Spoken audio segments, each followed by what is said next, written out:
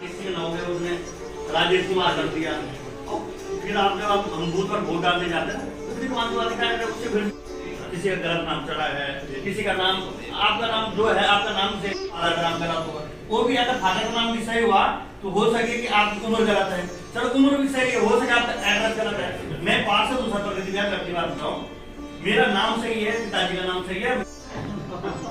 अच्छा जिसने में डला है जो आज भी है, मैं गलत नहीं करा, मेरा जो एड्रेस है वो सैलविया लिखा है, तो जब एक जनप्रतिनिधि का एड्रेस आप देख सकते हैं गलत, तो ये तो साजिश है ना सर। आप फर्जी वोटों को साजिश जोड़ रहे हैं, आप जो इनको तो जो काम नहीं करते उन्हें आप छुट्टी कर दो, बिल्कुल छुट्टी। नए लोगों को मौका दो, आप तो मान दिए देते होंगे, जो भी सरकार मान दे देती है सरकारी वो प्रयोग नहीं कर रहा, वोटर हेल्पलाइन ऐप का प्रयोग नहीं कर रहा। वो क्या कर रहा है, देखो प्रशासन पूरा डंडा कर रहा है उनके कि आइए बूथ पे बैठे हो, बूथ पे जाएंगे।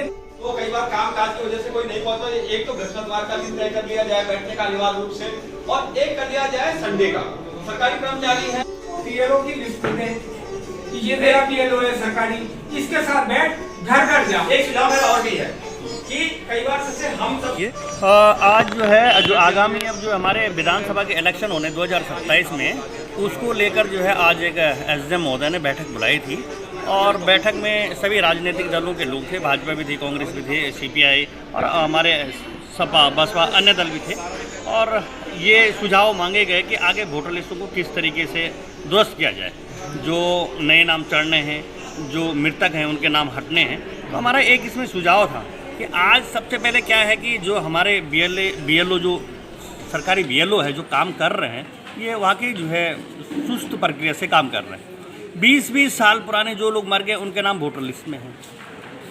आपने किसी राजनीतिक दल के दबाव में आपने कई परिवारों के नाम वोटर लिस्ट से हटा दिए। तो हमने आज तहसीलदार से कहा कि बीएलओ घर घर जाए और जिन लोगों के नाम वोटर लिस्ट में नहीं हैं उनके नाम चढ़ाए जाएं, जो मृतक हो गए हैं उनके नाम हटाए जाएं। अगर मृतक आप नहीं हटाओगे तो वोटों परसेंटेज गिरता है इससे। तो ये हमारे तमाम और भी बहुत सारे सुझाव यहाँ पर दिए गए, और हमने ये आग्रह किया है प्रशासन से कि आने वाले सितंबर तक जो है आप वोटर लिस्ट का पुनरीक्षण करवा लीजिए, और सभी राजनीतिक दलों को आप वोटर लिस्ट दे दीजिए। हम उन वोटर लिस्ट को चेक करेंगे कि इनके नाम छूटे हैं, हम उनको चेक करें कि इनके नाम गलत चढ़े हैं। अगर जो है फर्जी वोटरों को सत्ता के दबाव में कहीं चढ़ाया गया तो निष्पक्ष चुनाव नहीं हो सकता। बस इस पर चर्चा थी, वो निकाय चुनाव से संबंधित नहीं थी, ये आगामी विधानसभा को लेकर जो चर्चा थी इस पर, और राजनीतिक दलों से यही था चर्चा थी और उनसे विचार मांगे गए। तो इस बात को भी हमने रखा कि हमने जैसे निकाय चुनाव में हुआ, कई सत्ता पक्ष के दबाव में आपने जो पुराने जो 50 साल पुराने वोटर थे, 30 साल 40 साल पुराने वोटर थे, उनके वोटर हटा दिए आपने। अगर वो आपको लगता है कि आपको वोट नहीं देंगे, उन लोगों के वोट काटे गए। और आपने दूसरा काम क्या करा कि बाहर से लाकर लोगों का, अन्य राज्यों के लोगों को लाकर आपने फर्जी वोट बढ़ाने का काम किया।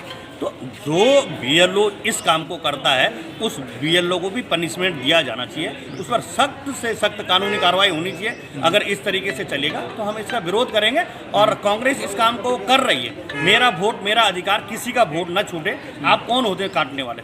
आप क्यों काट सकते हैं किसी का वोट? आपको किसने अधिकार दिया? तो हम आरटीआई के तहत इस काम को भी करने जा रहे हैं। आरटीआई लगाएंगे, जिस बीएलओ ने गलत तरीके से नाम काटने का काम किया उसके खिलाफ हम स्वतः ही जो है कानूनी प्रक्रिया जो है उसको अपनाएंगे, इनके खिलाफ मुकदमे दर्ज भी कराएंगे।